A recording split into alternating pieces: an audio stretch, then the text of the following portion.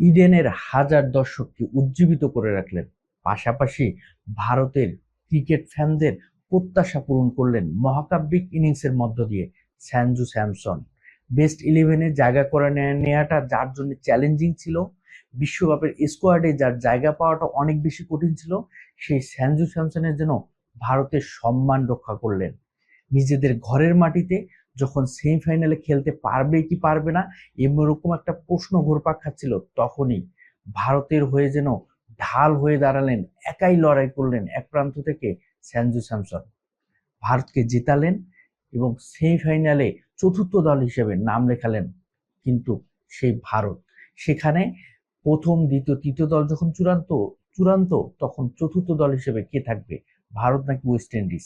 এরকম একটা high scoring match.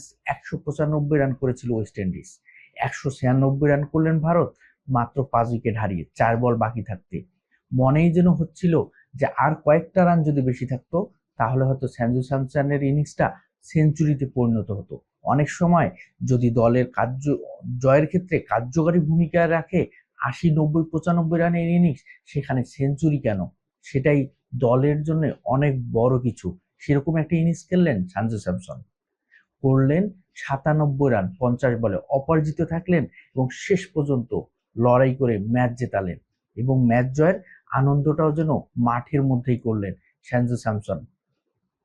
এবং এখানে যদি আমরা দেখি, প্রথমে ব্যাট করে ওয়েস্ট ইন্ডিজ করে 195 রান, শুরুটা যদিও স্লো ছিল, শাই হোপের 33 বলে 32 রান করে আউট হন। তারপরে কিন্তু আপনার রস্টন চেস 25 বলে 40 এবং শিমরন হেটমায়ার অনেক বিধ্বংসী একজন ব্যাটার, রমম্যান পাওয়াল অনেক বিধ্বংসী একজন ব্যাটার। শিমরন হেটমায়ারের যদি আউটটা নিয়ে একটু বিতর্কিত ছিল, কিন্তু 12 বলে 27 রান করে আউট হয়ে যান শিমরন হেটমায়ার। এবং তারপরে যদি আমরা দেখি যে ফিফথ উইকেট পার্টনারশিপে 35 বলে 76 রানের একটা পার্টনারশিপ কিন্তু গড়েন হচ্ছে আপনার রমম্যান পাওয়েল এবং জ্যাসন হোল্ডার। সেক্ষেত্রে জ্যাসন হোল্ডার করেন 22 বলে 27 এবং হচ্ছে রমম্যান পাওয়েল করেন 19 বলে 34।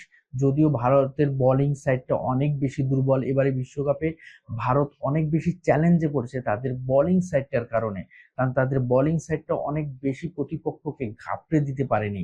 যেমনটা আমরা দেখেছি ও জিম্বাবুয়ের ক্ষেত্রেও ব্যাটিং সাইডটা যখন 256, তখন কিন্তু ভারতের বোলিং সাইডটা কিন্তু খুব বেশি স্ট্রং না। জিম্বাবুয়ে কিন্তু 184 রান করেন, শক্তিমত্তার দিক থেকে ভারতের থেকে অনেক বেশি পিছিয়ে জিম্বাবুয়ে। সেরকমই কিন্তু বোলিং সাইডের যে দুর্বলতা, সেই ধারাবাহিকতাটা কিন্তু চলতে থাকে। এবং এই ম্যাচেও ভারতের বোলিং সাইডটা খুব বেশি কার্যকারী ভূমিকা রাখতে পারেনি যতটা না ব্যাটিং সাইডটা রেখেছে। এবং পুরো জয়ের ক্ষেত্রে ভারতের ব্যাটিং সাইডটা এবং ব্যাটিং ডিপার্টমেন্টটাকে কিন্তু ক্রেডিট দিতে হবে। এবং সেক্ষেত্রে যদি দেখি 196 রান টার্গেটে ব্যাট করতে নেমে অভিষেক শর্মা ভালো করতে পারেনি। পুরো টি-20 ওয়ার্ল্ড কাপে এবারে ব্যর্থতার পরিচয় দিয়েছেন। ম্যাচের যখন হাই প্রেশারের ম্যাচে অভিষেক শর্মা যেন নিজেকে মেলে ধরতে পারেননি। এবং তারপরে যদি দেখি, একদিকে অভিষেক শর্মা যদিও ব্যর্থ হয়েছেন, সঞ্জু স্যামসন একদিকে যেন আগলে রেখেছেন, দায়িত্বটা কাঁধে নিয়েছেন, খেলেছেন একের পর এক অ্যাটাকিং শট এবং সেই সফলতা তিনি পেয়েছেন। ম্যাচের জয়ের ক্ষেত্রে রেখেছেন অনবদ্য এক ভূমিকা যদি আমরা দেখি। এবং তারপরে তিলক ভার্মার 15 বলে 27 এবং সুরাইয়া কুমার যাদবের সাথে যে জুটিটা, সেই জুটিটা অনেক বেশি কাজে লেগেছে, 35 বলে 58 রানের। এবং শেষ দিকে শিবাম ডুবের 4 বলে 8। এবং আমরা যদি আরো দেখি, হার্দিক পান্ডিয়ার 14 বলে 17 রানের ইনিংসটাও অনেক বড় ভূমিকা রেখেছে এবং খুব কাছাকাছি নিয়ে এসেছে ম্যাচটাকে।